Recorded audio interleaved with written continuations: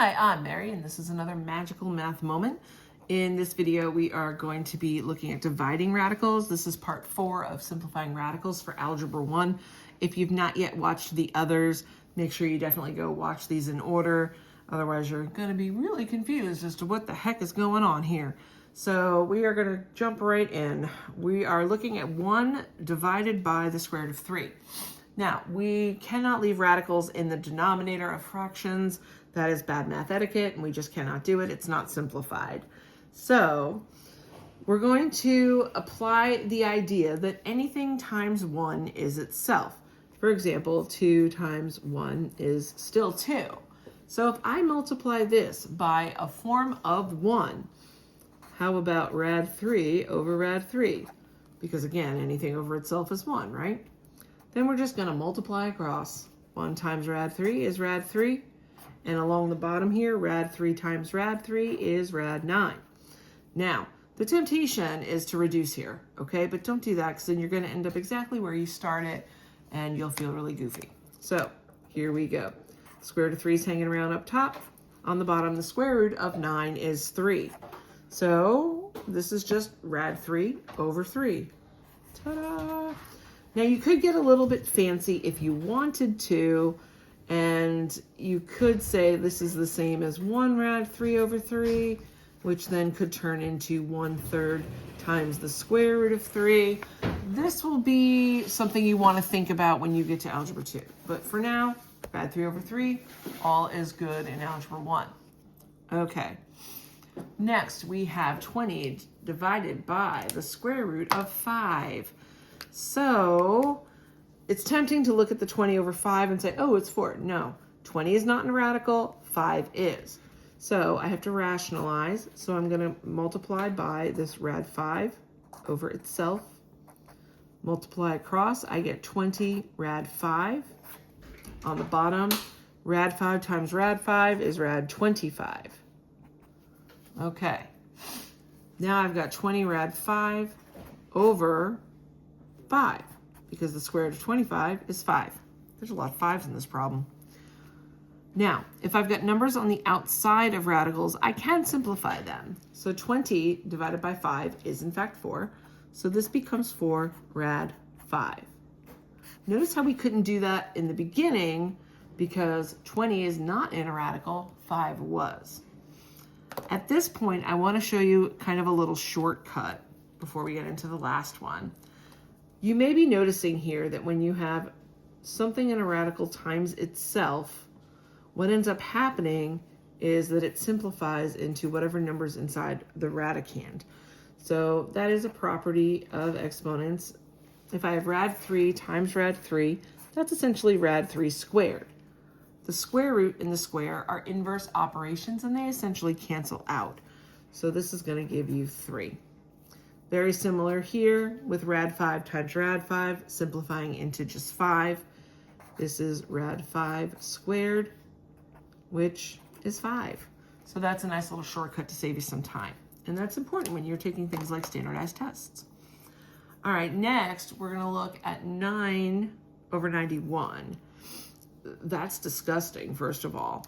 I want to see if 9 will go into 91, and it does not. So that's just really gross. Always check the top to see if it'll go into that bottom number. It's not working out here, unfortunately. So we are going to split this up.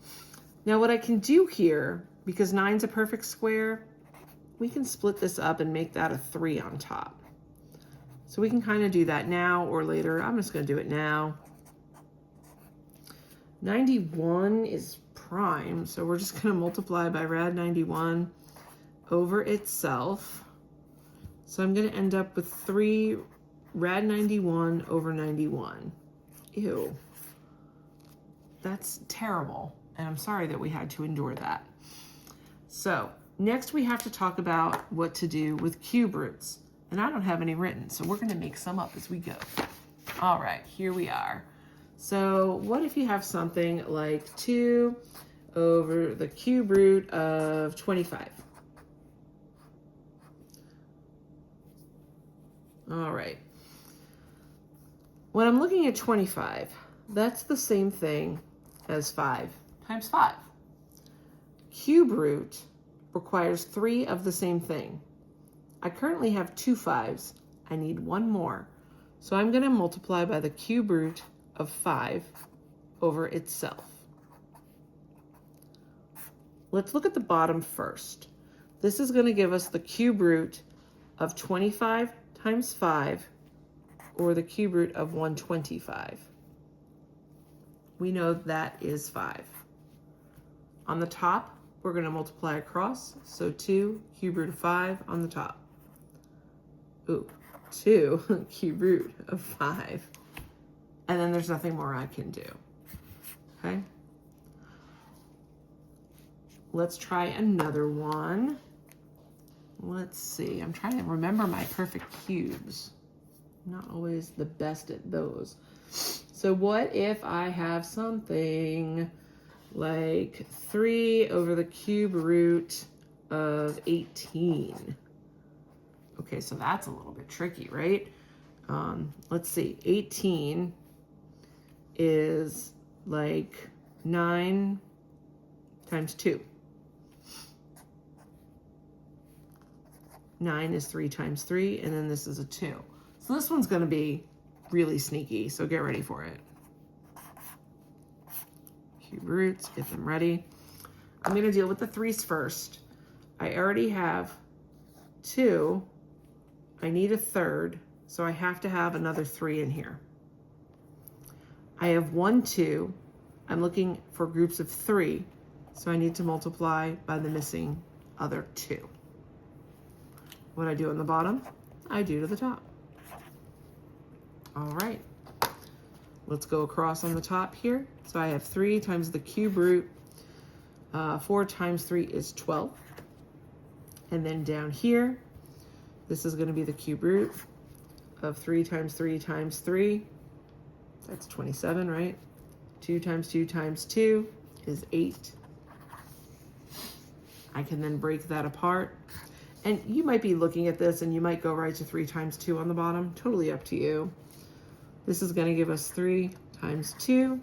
If you did it over here, that's fine. I have 3 times the cube root of 12 on top.